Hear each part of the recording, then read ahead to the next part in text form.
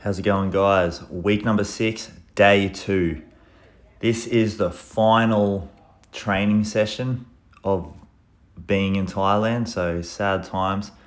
This is a bit of a longer video today, guys, and it's actually in 2 parts. This single afternoon training session is in 2 parts, just because I left the entire pad rounds in the video. So we didn't train this morning due to more errands sort of stuff, and we didn't actually run today either. We got to training late.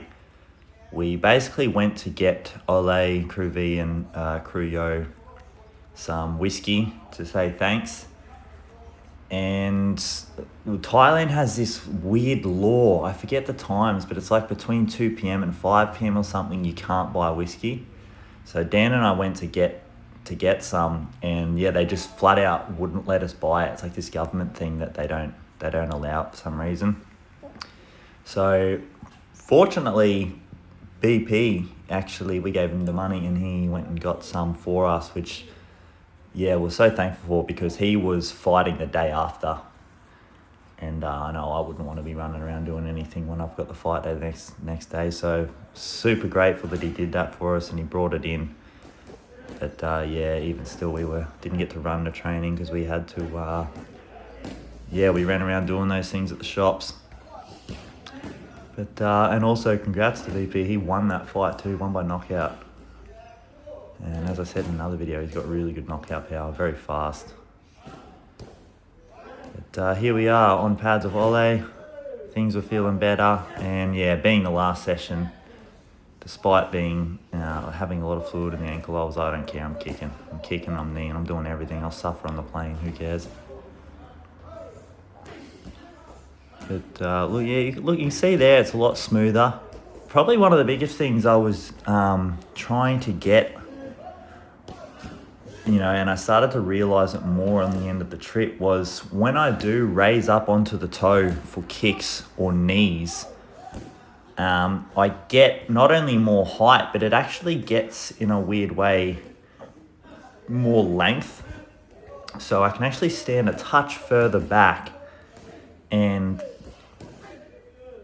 somehow when I throw it and come up to one of my toes, it allows me to get more hip in the kick and the knee, which leads to me kind of falling onto them even more, and it just creates a heavier shot. And obviously, I'm, recording my voice after I've just done the WBC fight, which I managed to win, so that was awesome. But even when Connor was holding pads for me before the fight, I kicked the pad and he was like, holy shit, like, that was hard. So, there was definitely an improvement there with precision and power. Ole holds a really strong, firm pad. And like I said in the previous videos, there was a day there where I was like, man, my body's hurting, my bones are hurting, my joints are hurting. And I actually, when I come back to Australia, I sort of found out, like from my weigh-in photo for the fight, I noticed my shoulders and everything and lats were all wider. I looked a lot thicker. It was just, I'd say bracing for that impact. My body was just adapted to it, and that's what the body does. It can work with you or against you pretty easy. So your brain, I've said it in one of my other videos, your brain can kind of look for safety and try to go to comfort to feel more safe and adapt. But if you force it through discipline and you start hitting harder and stuff, it's going to make your brain will make your body adapt to that new level of power, and it will start widening you up and thickening you up. And you look at like tradies and stuff, they're out there on the drills and shoveling stuff, and they always look thick as set, because that's what the work does. If you go out and do calisthenics, for example, you're doing chin-ups, pull-ups, all that, your body will adapt to get that done as best as it can. And it will do that by giving you enough muscle that you can pull yourself up, but not so much muscle that you're too heavy to do it. And so I really found that my body started taking a thicker, wider shape up top just from hitting such a hard pad from Ole for 6 weeks. So that was awesome.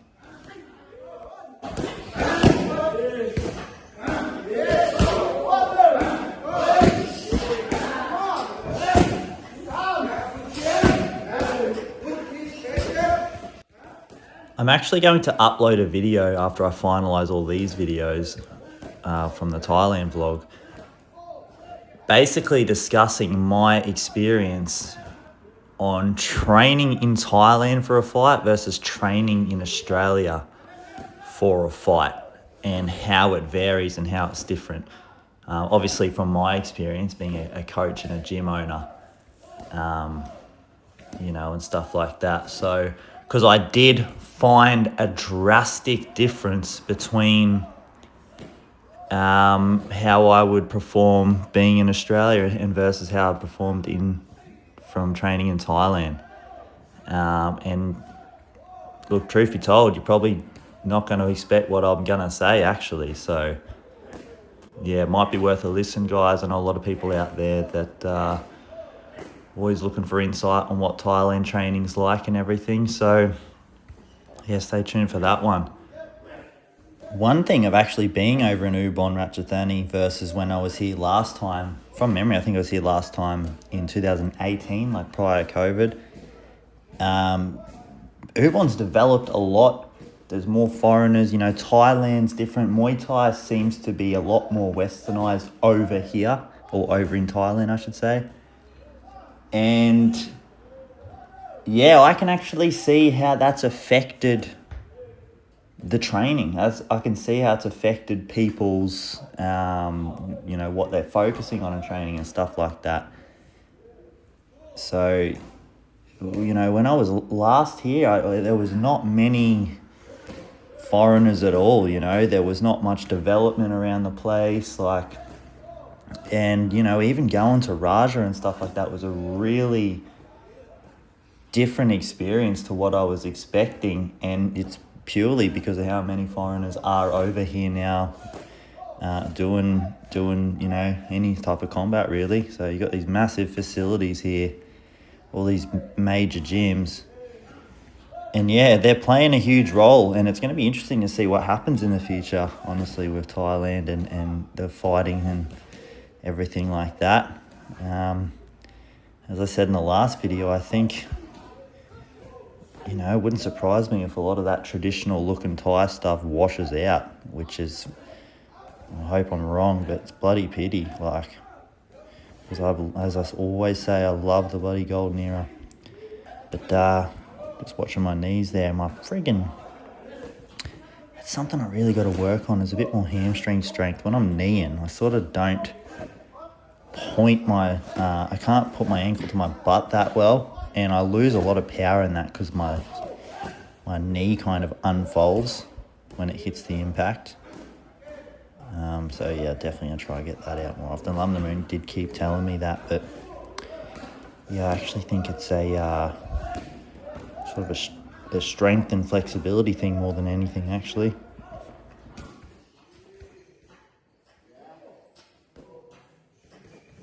Getting to the end of the round here now of Ole, and I did one more round of pads with Crew V.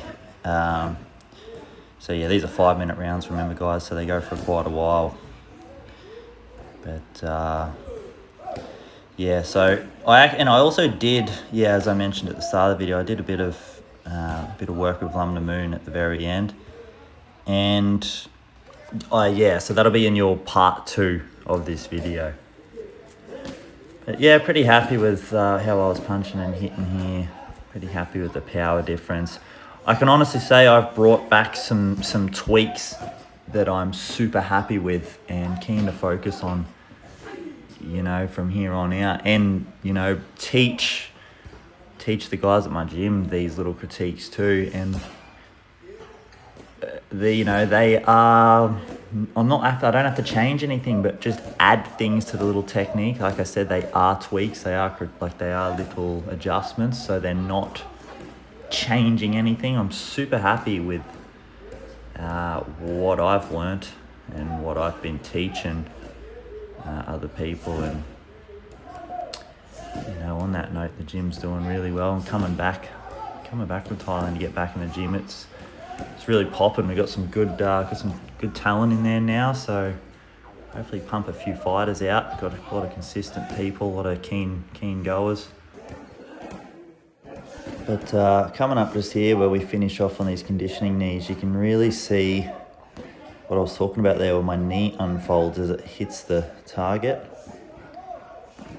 And yeah, that's like it's an issue with my hamstring. I really had weak hamstrings after the ACL surgery, so when I knee, it's like unfolding. And the way to fix it is basically have my heel to my butt more when I'm kneeing, but yeah, just a bit of strength maybe, a bit of flexibility, but definitely got to work on that more. Over to pads with Crew V now. And Crew V's a lot more chiller and sort of more technical, and he tells you things, you know, little things like stepping in or being on the toes and stuff like that. It's really good. Teaches you to, you know, watch and be more sharp with everything, whereas Ole he's more, you know, just powerhouse sort of stuff, and you need both. I actually really liked doing pad rounds with the 3 different pad holders, two or three different pad holders.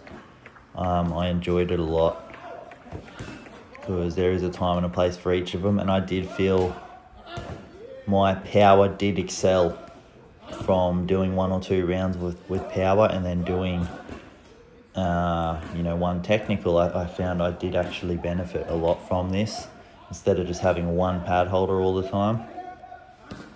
Pad holding is such a valuable thing in the gym, and I can't stress enough, you know, if you're trained at Steel Muay Thai, one of the best things you can do, not just for yourself and your teammates, but the gym as well, is get good at pads. I often say that pad holding is like the first 5 or 10% of your mechanics that you need. So if you're holding a cross, for example, the mechanics that you use to hold a firm pad for that person is the first 5 or 10% that you would use to actually throw your punch. And it's really good to get good at this because it teaches you stability, teaches you to brace for impact, teaches you to throw those mechanics with a solid foundation, but it takes away you throwing out your actual limb, like the actual weapon. And that's where the punch, the kick, the knee, the elbows, that's where they all start, is that first 5 or 10% of the movement and what you're doing with your feet, what you're doing with your hips, shoulders, everything like that. So, you know, it was really good to come to Thailand and have that source of pad holders. You know, running a gym, I don't get that much. But you know, truth be told, I don't really like hitting pads that much. Like, it's good for sharpness. Like, I've had fights where I did no pads at all the entire camp, and I felt like I wasn't as sharp to hit things. But in saying that, I also feel like if I do too much pads and I don't spar enough, I feel uncalibrated and almost dumb. I feel like I can't think for myself almost. It's because at the end of the day, pads, they're holding something up for you to hit, and you've got to actually wait for your brain to respond and go, that's what I'm hitting. And it just, I don't know, it takes out the creativity and the free flow for me personally, as I've said in another video. So, well, just something I got to work on too, is just building a connection with the pad holder. That's it for today, guys. Don't forget to like and subscribe. Part 2 of this session coming soon.